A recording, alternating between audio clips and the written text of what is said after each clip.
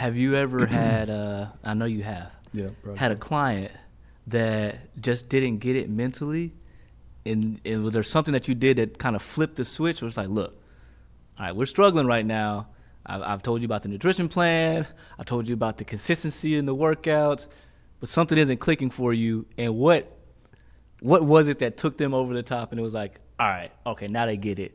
Now they're moving forward with the strategy. Maybe in the beginner days, before I was like Mr. Calliet, I had people that did that, and I had to I had to coach them into coaching them to believe that they should believe me. If you realize what I said, coach them to believe they should believe me. Yeah. What comes in just like, look what I did that person. And people sometimes, they don't always believe it the first time. You have to show them, and you have to make them a believer. You know, if you look biblically, people didn't believe that God could turn water into wine. They believed that he can heal the sick. And when he started to do it, people started to believe it. Then they wanted to follow. And I think that's what happened with me. People were not trusting the process at first. Yeah. And then once they see a little bit of a result, I say, all you need is a little bit. And when you see a little bit of change, then you start to believe in the process. But for someone to say like overly just like did not believe in what I was doing, I never had that. I'm luckily enough to never have that. You know, nope. That's because you intimidate them with your arms. Pretty much. Yeah. Yep. I never have sleeves on. Nope.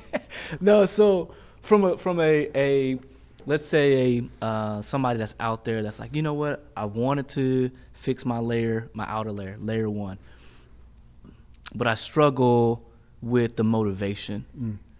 What's something that you could say to somebody to help them really get motivated? Is it all results driven, or is it truly like knowing that you can fix the top layer, it kind of trickles down to everything else? Make people understand motivation is it's like gas. It's gonna run out soon. Understand? But you're always gonna have a driver, and with the driver, they can go get more gas. Because people like to rely on one thing in motivation, and when that motivation runs out, they don't have it. Yeah. I make people see. I need you to see what you can be. So anytime I have someone that comes into me, the conversation in the beginning is never a conversation of what you want to look like. I want you to tell me your life. Yeah. Because then I know what's going on to know whether I can fix you, change you, or help you. Then I start the artistic form starts to come out when I can see exactly what you look like. And I say, just believe me, it can get there. And they're so, I don't want to say so because I don't sell nothing, it's the truth. When I make them understand it, they say, okay, I want to follow it. Now, the thing about following it is you're probably going to need motivation because the shit going to be so hard. But I say this, motivation is the close of consistency. Okay. Which is the heart of discipline. Okay. If you have the discipline, the consistency which builds the discipline will keep it going, you're going to continue to be motivated by what you're doing. If you break it down, it's the body of mindset to me. I just made that up just now. That Lock was really it in. good. Yeah. Damn, that was great. Yeah. Y'all better lock that in. Yeah. When you think about like A-list celebrities, right? You trained A-list celebrities for blockbuster movies consistently. And like thinking through when you have a client in that space, right? And I'm thinking about entrepreneurs now, right? For anybody that has a business, you have to train different clients for different roles, right? How do you like modify, or what process do you go through to understand what your client needs for that, so that way you as the entrepreneur are getting the results that they need? Or do you do everybody the same way? Everybody gets hard work, but give me a script. Yeah.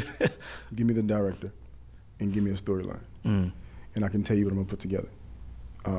Because everybody's different. Yeah. The movies I've done, I always go to the director, I say, tell me where at. They actually have it, because we have everything like on the calendar how it's shot. I say, give me the dates I need to know, because I need 7 days before this, but I need to know what's going on with the character. When I got, when I had Winston a little bit as M'Baka for Black Panther, I needed to know M'Baka's story, and I need to understand him. Killmonger, I needed to understand who was Killmonger and what he needed to do, so I can create that. My thing is to visualize and create something that people can believe. And that's what that's what made my job kind of better than others. Yeah. It's the artistic and it's direction of the director of it.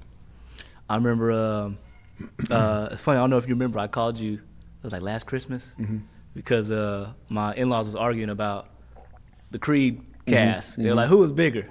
And I called you, and he was like, I mean, they both were swole, but one of them definitely was a little bit more cut than the other. Absolutely. But you, like, how does it feel to have, like, do you when you look at your work on screen, do you, like, kind of take a step back and, like, yeah, I built that? Yeah, I did 10 years ago. Okay. This is me being honest. Now I'll be like, we know what it is. I'm gonna put. Yeah. You know, it's funny. Mac Wiles. After Creed 3 came out, I was on my treadmill in the gym. He said, "You know what you did?" I said, "What?" I said, "No." He said, "Creed just went over 100 million in the weekend." He said, "You know that's mainly because of what you did." Mm-hmm.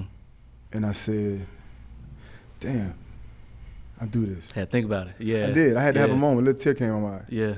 And I've been a part of history when it comes to bodies on the screen. Yeah. Black Panther. It didn't hit me until we was coming from the press tour, coming from London. That was the last stop, and I was like, "Wow." Yeah. And then the first time I ever saw my name, because see me, I'm gonna make sure my name is in the credits. One thing about me, you're gonna say my name. For sure. You're gonna see my name. For sure. I don't hide in the back. For sure. We don't do that. There's articles to prove it. Yeah. When I see my name up there, I say fitness professional Corey Calliet. It's like, yeah, I do this. Yeah. You know, and that was always a proud moment for me, all the time. But now it's like, you know, I had Lizzo and then Kiki and all that stuff. It's like, yeah, it's cool. It don't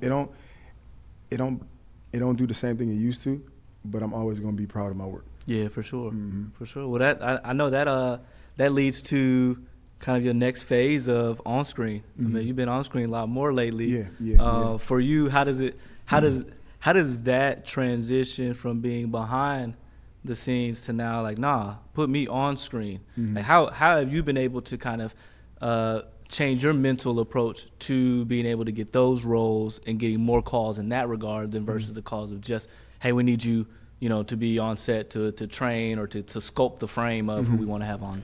First, it was imposter syndrome, like I told you last time, and insecurities. Yeah. Because you sit around these people and you believe that they put in so much work that you should be able, you don't deserve it yet. So then you go to trying to prove who you are. When I put all of that to sleep and to bed, the actor started to grow. The work started to begin different. And now I train for a living. I train acting. And I've made leaps and bounds much faster than a lot of people. So it shows you a lot of people don't train, they think they could just do it. And it was also fighting against, I'm the celebrity trainer. I'm also the buff guy, so you got to watch that. And then I'm the buff guy and I'm not ugly. So, you know, you don't have the henchman look. It's like, okay, he might look too good or too big to be next to the star. So I have to always show up and be ready to go. And the transition, you know, being acting more now has been, I get so much, I love it. To dive into another character, to become something that I knew I can be, and go to a place to be able to react that and replay that, to give to someone to be able to connect to, has been outstanding. Yeah. And it feels good because I'm only going to get better. Right. If anybody know, you know, I'm going to get good at everything. Yeah, for you sure. see me doing, if I start doing it, you better believe I'm going to. Because you're going to put the work in. I'm going to put people don't understand, put the work in. Yeah. And it's not what I call blank work. You actually working towards something. Some people just making steps to a dead end.